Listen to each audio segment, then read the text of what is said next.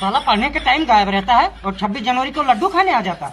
Sir जी हमको खांसी का बीमारी हो गया था इसलिए स्कूल नहीं आ रहे थे। अच्छा ठीक है, अब आ गया है तो चल अंदर। तो बच्चों, आज 26 जनवरी के उपलक्ष्य में ये है देशराज, ये हमें एक गीत सुनाएंगे। तो बेटा देशराज, क्या सुनाना चाहोगे?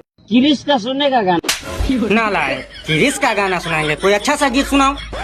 चलो भाई देखो अपने क्या। नन्हा मुन्ना राही हूँ, देश का सिपाही हूँ, बोलो मेरे साथ जय हिंद।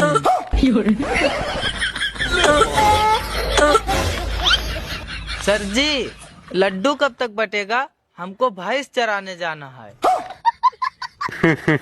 अरे बेटा मिलेगा लड्डू, पहले गीत तो सुना दो। जीता था जिसके लिए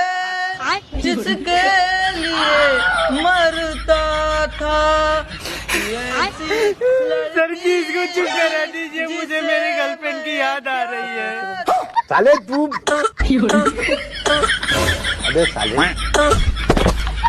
अरे सर जी जल्दी से इसको लड्डू देकर भगाइए, नहीं तो साला पूरे स्कूल में खांसी वायरस फैला देगा। साला पहले तुमको लड्डू देकर भगाए, पूरा माहौल खराब करके रख दिए हो।